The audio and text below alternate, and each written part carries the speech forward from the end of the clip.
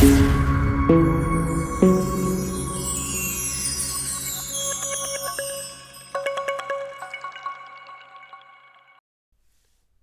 guys, and welcome back to the HJW Gaming channel.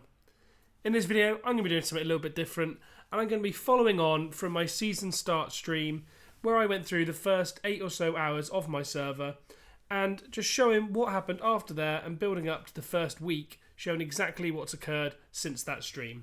So I really hope you enjoy. So what you can see here is myself and one of my fellowship members, Gugu Zhao. Here, a quarter of an hour, as you can see on the clock, it's 7:45. This is just before the end of our 24-hour buff.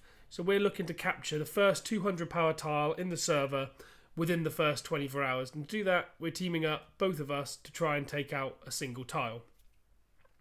The way we're doing this is we're sending single armies to scout onto the tile, hit the tile, and show what the armies are on that particular tile. So we're just looking for an easier tile before we hit. The tile we settled on had Azru Kor as the commander, and I used clairvoyance and could see that just behind it was a Baruthiel. The reason we chose to hit this tile was because we felt that we could counter it sufficiently with the gear and the skill point allocations we could give to the commanders that we had available. So you'll see here, Gugu Zhao's first commander, Gandalf the Grey, has hit here. It's only, level 28. We are significantly lower level than the tile. And of course, as it's day one, we also don't have a high level of military academy or tier 3 troops. So we're doing this just with tier 2s. As you can see from that first hit, Gugu lost a considerable amount of his troops for a significantly less amount of damage to Azru Kor.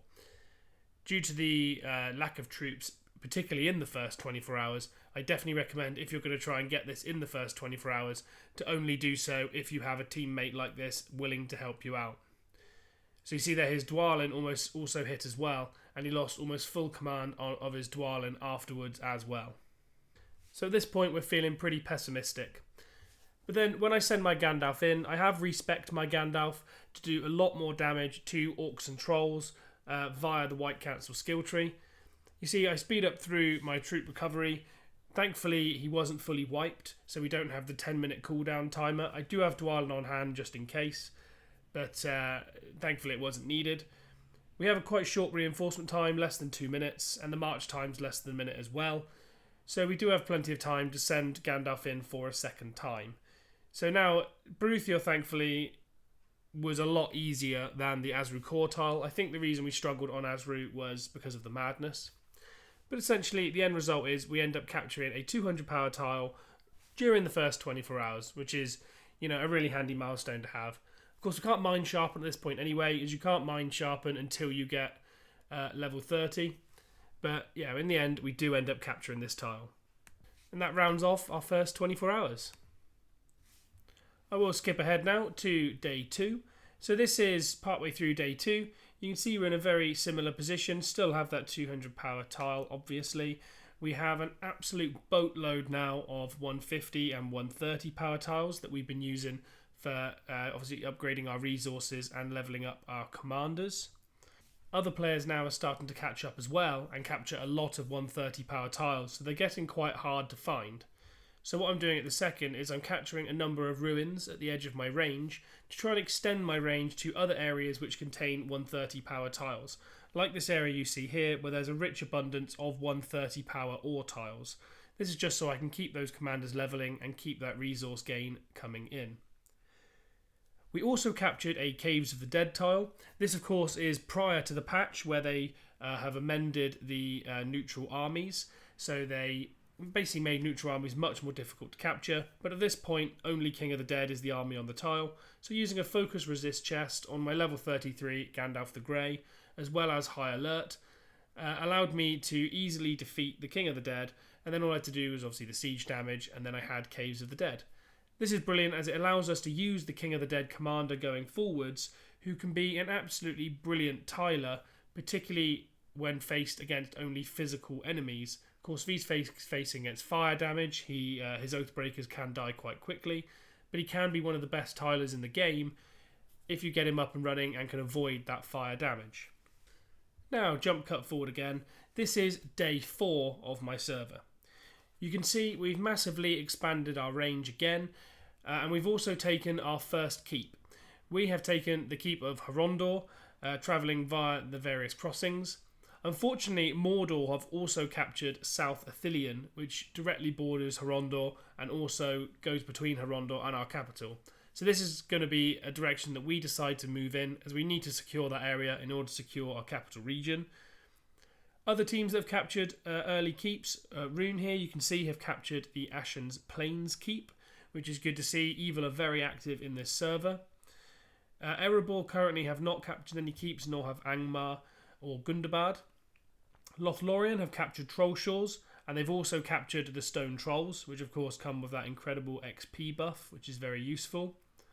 Arnor have captured the North Downs, but they've also captured, which doesn't show here, Rudaur Keep as well, so they're well on the way with 2 keeps already under their belt. And Linden actually has captured the strongest keep so far on the server. They have captured Ered Luin. It did take two times of asking to do the required siege damage. However, in the end they did get it done, so they've captured the strongest keep on the server by far. Personal aspirations, I've actually unlocked ring level 30 and I decided to long march in the end down to the Treasure Island. You can see we didn't capture too many tiles before it all got swept up, unfortunately. But it's a brilliant area for bringing in much more resource, so we've started picking up the 200 grain tiles available there. Rankings wise, we are in the top 4 for ring level. Personal production, we are sitting down in 8th at the minute at just over 21,000, with many of the familiar names, if you watch my stream, sitting around or just above me. It's good to see there's now some Lothlorien representation just sitting outside the top 10, which shows that despite a slightly slow start, they have got up and running, so there is another good active faction within this server. But there's a good Gondor representation here as well, so we are confident that we have a good team within this server, and you can see that through the fellowship production. Home, my clan are sitting top at the minute, just about to hit the 1 million production mark, closely followed by Arnor, who have closed the gap on us to around 50,000 production. Then you have the 2 evil factions of Variags and Rune, followed by Linden, and then our secondary Gondor faction called Drum. And then also rounding out the top 10, we have the 2 Lothlorien factions, sandwiching the strongest Rohan clan of Wolf, and lastly we have Erebor representation sitting in 10th place. Development level wise, we are in 4th. Now we've captured Gondor, we do have a few other keeps of course, but primarily that is just our capital region development. Commander level wise, we have grown a lot of our commanders immensely. Gandalf is now 38 and Dwalin 35, so the 2 that we've primarily been using for farming. But now we have Oathbreakers. We've also rapid leveled King of the Dead up to level 35. As I said, he can be one of the best tilers in the game, so we're looking to use him as much as possible. One thing that has slowed our development, quite dramatically actually, as you'll see here and can have a laugh at, is we did go for a 300 power tile, and we did this solo without the help of another player, which was probably an oversight, as you'll see here. King of the Dead and Gandalf himself do some great damage to Boromir, who's one of the easiest good side 300 power tile commanders, with it being taken out by Dwalin. Unfortunately, I didn't realise that the second army underneath was Aragorn, King of Men. And I also didn't adequately prepare myself for the armies that are coming up. For example, the Rangers of the North are fantastically strong, but also Aragorn, King of Men himself is brilliant against armies that inflict stuns or madness, as his rank 5 skill tree is available on this tile, so any time I inflict stun, he receives 90% less physical damage, which basically meant that my Oathbreakers, my Gandalf the Grey and my Dwalin all got mercilessly eaten alive, and I failed on the 300 tile, which did set me back a lot of troop losses. However, nobody's perfect, so we move on to the summary of day 5. Now, primarily in day 5, I spent most of the time rebuilding and regenerating as many troops as possible so that we could have a second crack at this 300 power tile, which, as you can see here, we did eventually capture in the end. Now this tile is fantastic as it offers us an enormous potential for levelling, as you can get, with the correct ring skill, up to 100,000 experience per skill point. So that is absolutely awesome. So you can see the armies we took out in the end was a Círdan and also a Gil-galad. We rode our luck a little bit with Gandalf there. You can see he took a draw and almost got fully wiped out, but thankfully he didn't. The Círdan ran keepers in his army, so we just had to run a full focus protection build. And then when we got onto Gil-galad, we switched our accessories around and just put on pursuit, and thankfully that was enough to deal some serious damage. Both these armies were significantly easier than the King of Men we hit, very thankfully. Keep-wise, we have moved, as I said we would in day 4, we have moved through into South Ithilien. This was done by Drum, the second faction of Gondor. So they pushed Mordor out and secured the South Ithilien region. Keeps for other teams, you can see many of these haven't taken another keep so far today, though this recording is done at 6 o'clock, so there is still potential for a lot of these to be taken during this evening, basically. So this likely will be updated by the time we get to the 6th day. You can see our movement range has expanded out quite a lot again. We do now have a fellowship fort sitting at Langstrad, which we will be capturing today, so we'll also be expanding into this west, which is very much needed as we're starting to get very cramped in the Gondor regions and there's very few resources available. So we are looking to expand ourselves towards the west just to open up some more available tiles. The one surprising thing so far, of course, is the no keeps taken so far by the Variags, as they are one of the largest factions currently within the fellowships, as you'll see from the rankings. Ring ranking wise, we're still sat in 4th, having just hit ring level 60. Personal production, we're also still in 8th. We've only gone up by around 1,500 production, and you can see some of the top players' productions, such as Gugu here and Mogora, they're really spiking up. The reason for this is they've started being able to take the effigy tiles, which offer 500 power but no resource.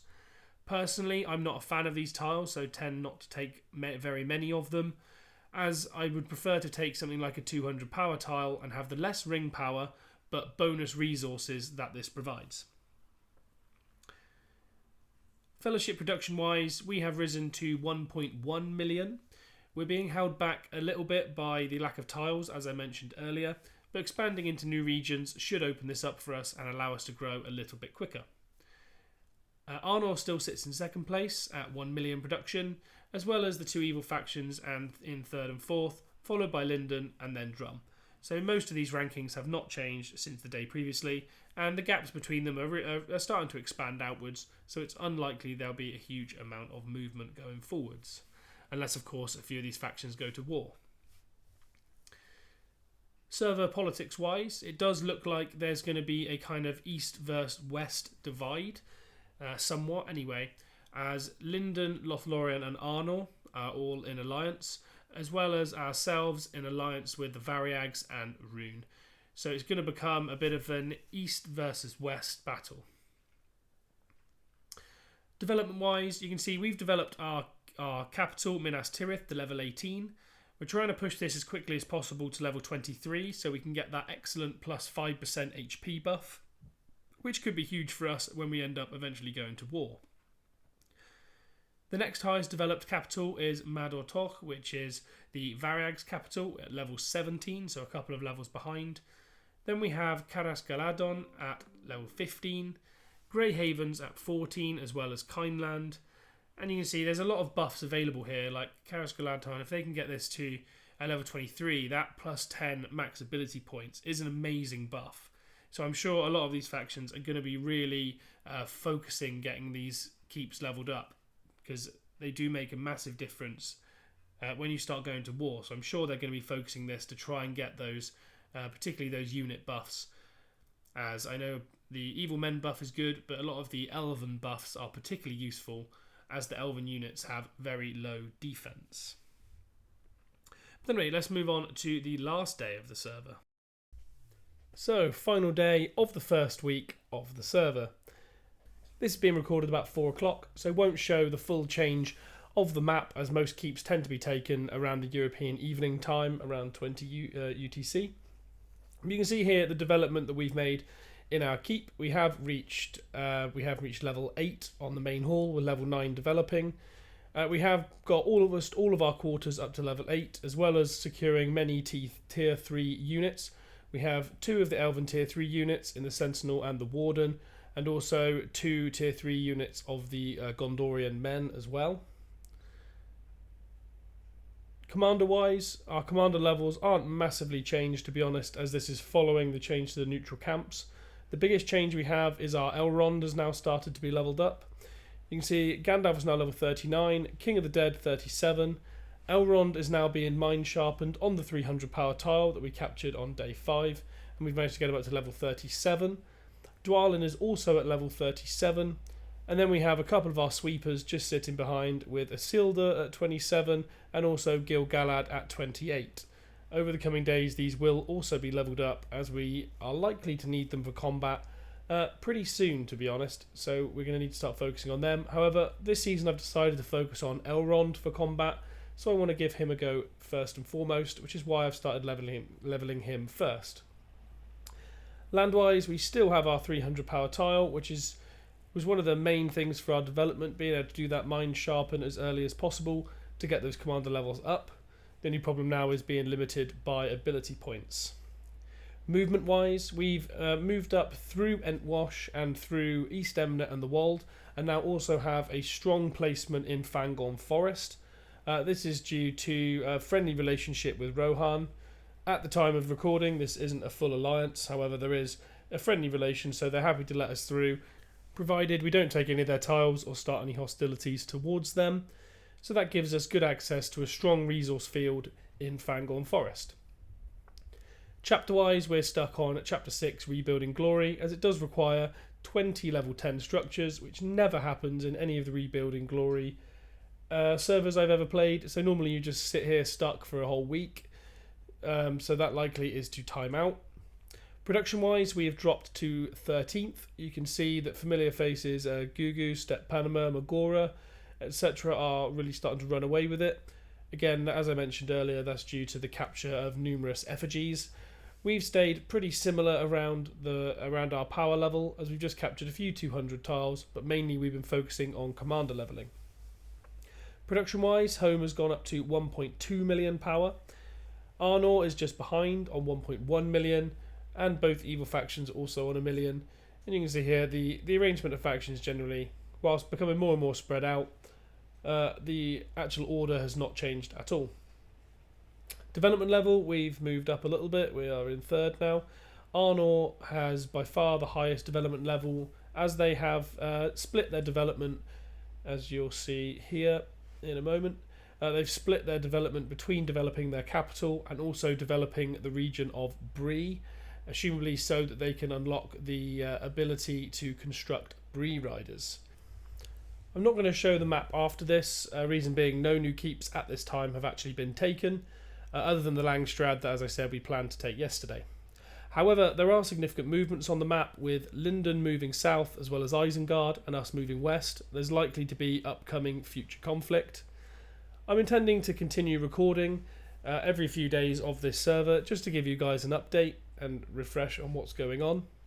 If you have enjoyed this is something different for my channel, please drop a like on it and let me know, because if you do like this, I will continue doing these in the future. And as always, if you want to see more of my videos, please hit subscribe, and I hope to see you on the next one.